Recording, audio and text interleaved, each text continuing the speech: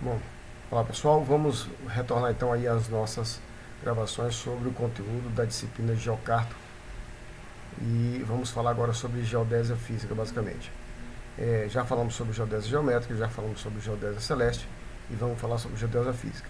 Em relação à geodésia física, a gente vai dar aqui uma introdução muito rápida, né? Nós não vamos entrar aqui em detalhes da geodésia física, até porque a própria geodésia física é uma disciplina específica, né?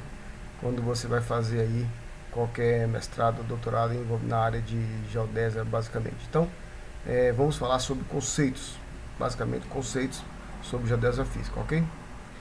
Dentro daquele conteúdo que nós passamos para vocês. Então, falaremos aqui então sobre princípios básicos de geodésia física, né? Os detalhes disso não serão abordados porque isso requer exatamente uma disciplina exclusiva para isso. Vamos fazer aqui uma breve introdução, vamos falar um pouco sobre coordenadas geodésicas, na verdade eu já falei sobre isso quando eu falei de geodésia geométrica, e vamos falar sobre a teoria do potencial. Então basicamente são os assuntos que nós abordaremos aqui dentro dessa introdução sobre geodésia física. A geodésia física ela desenvolve estudos sobre o desvio da vertical e também aí estuda as anomalias da gravidade terrestre, né? O desvio da vertical, juntamente com as anomalias da gravidade terrestre, permitem que a geodésia física, né, por meio de manipulação adequada, né, desses dados, né, ela possa vir fornecer para a gente a figura geométrica que melhor corresponde aí à superfície física da Terra. Então, o desvio da vertical e as anomalias da gravidade são aí grandezas extremamente importantes para que a geodésia física possa nos apresentar o melhor modelo da figura terrestre. A geodésia física ela concentra-se regularmente aí no estudo da gravidade e suas aplicações geodésicas, já que o geodesista sempre lida com três superfícies distintas, né? A primeira delas é a superfície física da Terra, é onde todas as operações geodésicas são executadas. A segunda superfície aí é a superfície de referência, que representa a superfície do modelo geométrico adotado, onde os cálculos geodésicos são realizados. Geralmente essa superfície é representada aí pelo elipsoide de revolução. Nós já mostramos isso lá quando nós falamos sobre a geodésia geométrica e os próprios parâmetros que definem o elipsoide de revolução. E o geóide, né, que é uma superfície equipotencial do campo gravitacional, que em uma primeira análise é a que mais se assemelha aí ao nível médio dos mares não perturbados. O conceito de campo na geodésia física é fundamental, não só na geodésia física, mas também em outras diversas áreas da física, da matemática e da engenharia. Em termos gerais, um campo é uma região do espaço onde uma propriedade física, quer seja temperatura, pressão, velocidade, força, etc., é atribuída a cada ponto desse espaço, né? Essas propriedades elas são descritas por meio de funções matemáticas que dependem das coordenadas espaciais e, em alguns casos, até do próprio tempo. Os campos eles podem ser classificados de várias maneiras, dependendo dos critérios específicos considerados. Aqui vamos apresentar algumas das classificações mais comuns dos campos. O primeiro aí é quanto à própria natureza das quantidades atribuídas. Então nós vamos ter campos escalares e nós vamos ter campos vetoriais. Quanto à própria conservação da energia, se eles são conservativos ou não conservativos. Quanto à continuidade, se eles são contínuos ou se eles são discretos. Quanto à dependência do tempo, se eles são estacionários ou se eles são dinâmicos. E quanto à regularidade, regulares ou irregulares. Quanto à natureza das quantidades atribuídas, os campos escalares eles atribuem um único valor numérico a cada ponto do espaço.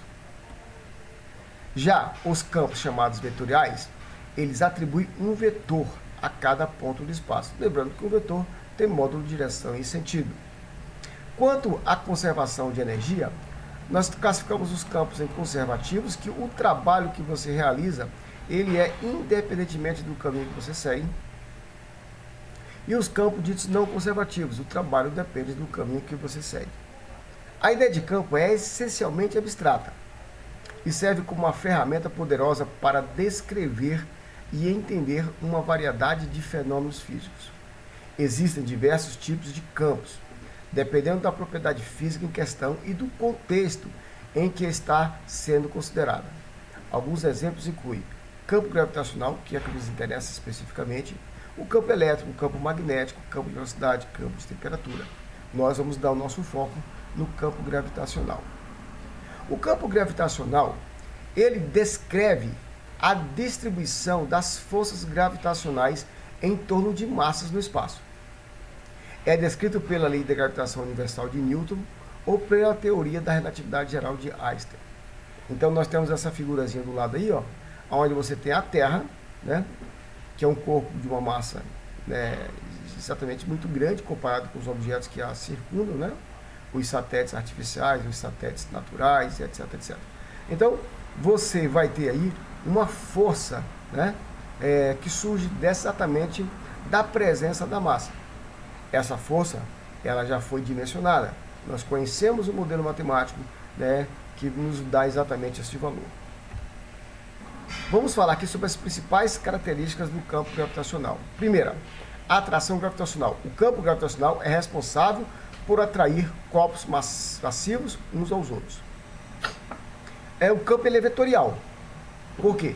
Em cada ponto do espaço, o campo gravitacional é representado por um vetor que indica a direção e a intensidade da força gravitacional que um objeto de teste, né, sentiria se estivesse colocado naquele ponto especificamente.